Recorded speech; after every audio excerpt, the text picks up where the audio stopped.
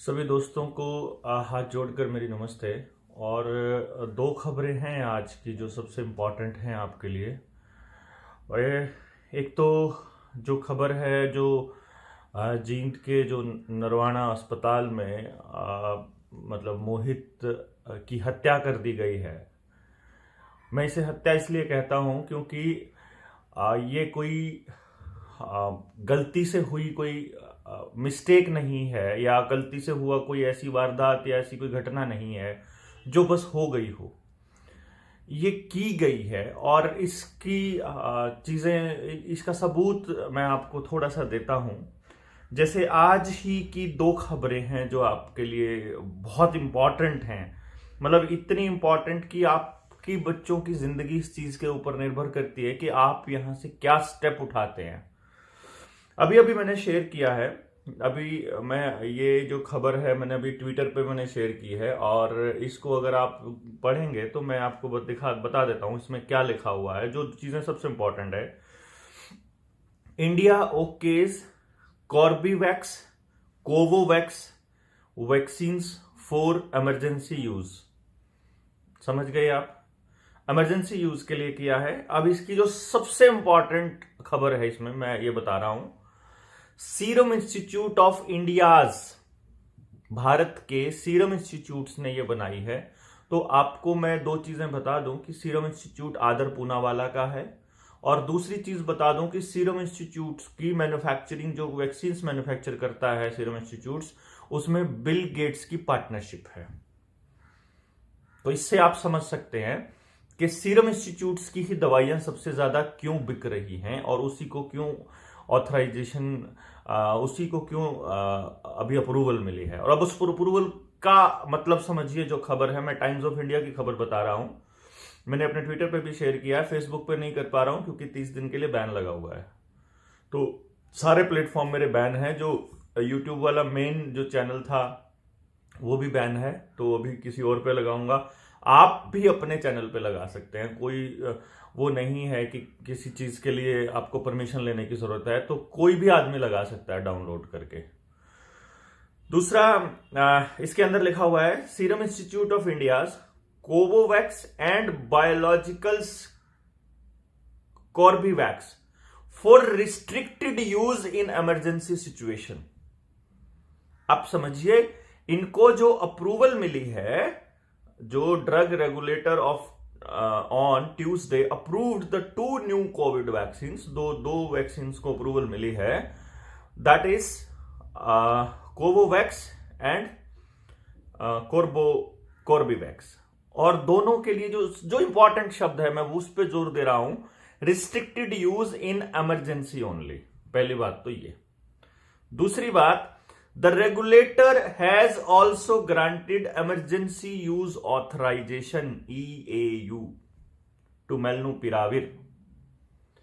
यानी कि आपको मैं एक चीज समझा दूं, ये जो अप्रूवल मिली है इन ड्रग्स को, ये सारी इमरजेंसी यूज ऑथराइजेशन के बेसिस पर मिली है, के लिए मतलब अप्रूव्ड हुई हैं ये लोग।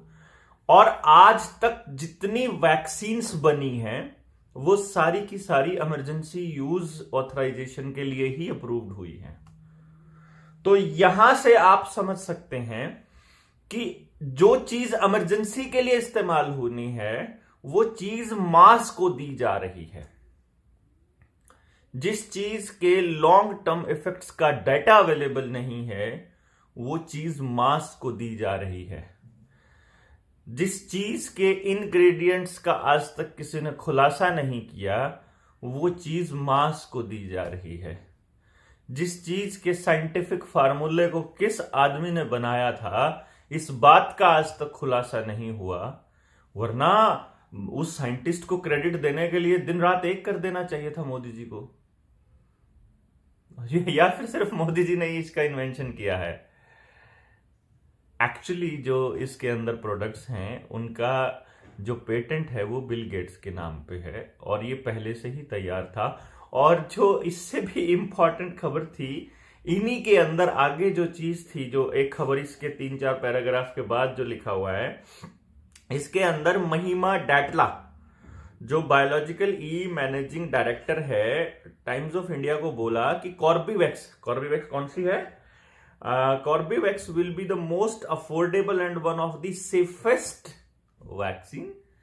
ये सेफेस्ट होगी, आप समझ सकते हैं, हम कुछ नहीं बोलेंगे। And we have already produced 200 million doses.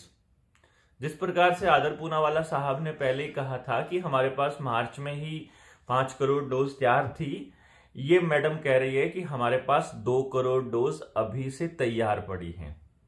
Approval तो कल मिली है, डोजेस पहले से तैयार हैं। खेल को आपको समझ में ना आए तो फिर अपने बच्चों को वैसे ही उनकी डेड बॉडीज को गोदी में उठाना, उसके लिए तैयार रहना, जैसे नरवाना में मोहित के पापा नरेश अपने बच्चे की मौत के लिए सड़क पर बैठे हैं। कमाल है ना, मतलब बच्चा चला गया, इकलौता बेटा चला गया, और मालूम है कि किससे गया, और हम जैसे लोग बोल भी नहीं सकते क्योंकि उनको यह लगता है कि उनकी बात लोगों तक नहीं पहुंचेगी और हम पहुंचेंगे नहीं। हमारे बच्चों के साथ भी बहुत जल्दी ऐसा होने वाला है अगर आज हम लोग घर से नहीं निकले तो। मैं रात को सुशील को मैंने बोला था, सुशील नरवाल वहां पहुंचा था, उन लोगों से बात भी करी थी और परमानेंट धरना देने का प्लान किया था। हम लोग कफन बांध के पहले ही निकल चुके हैं घर से। आप लोगों से मैं 3 दिन पहले ही बोल रहा था रोहताश को कि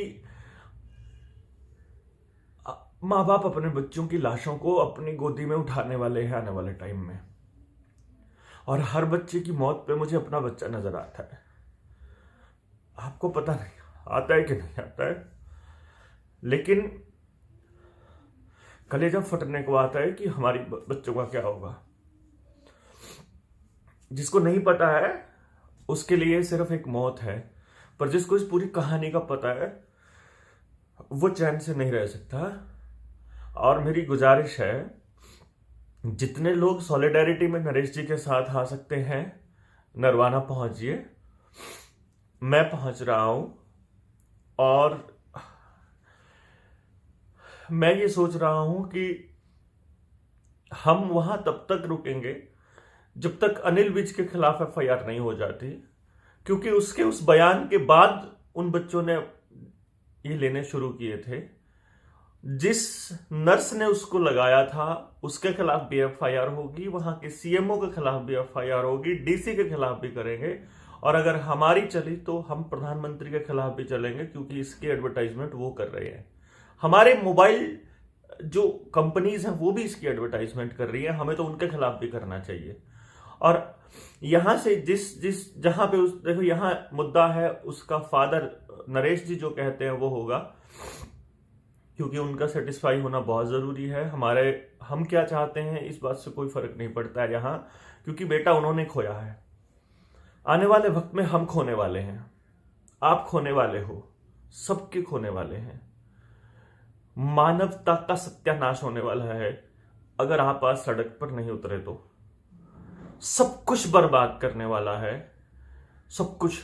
तो जितने डिपार्टमेंट हैं जिनका बर्बादी चल रही है वो सारे लोग पहुंच जाइए, सॉलिडेरिटी दिखाइए, क्योंकि जब नरेश जी को न्याय मिल जाएगा उसके बाद हम लोग वहीं से पैदल यात्रा दिल्ली की तरफ निकालने का प्लान कर रहे हैं, और प्रधानमंत्री के दरवाजे पर तब तक बैठे रहेंगे जब तक वो हमारी उन मांगों को नहीं मांग लेते, जिन मांगों में सबसे पहले एक चीज आती है कि ये इमरजेंसी यूज ऑथराइजेशन के लिए है, इसको इमरजेंसी के लिए यूज किया जाए, इसकी जबरदस्ती ना थोपी जाए, लोगों के साथ जबरदस्ती ना की जाए। ये जो आप दिखाने वाला ड्रामा है ये बंद करें कि आपको दिखाना पड़ेगा 2 डोज का सर्टिफिकेट, क्योंकि ये 2 पे नहीं रुकने वाला है।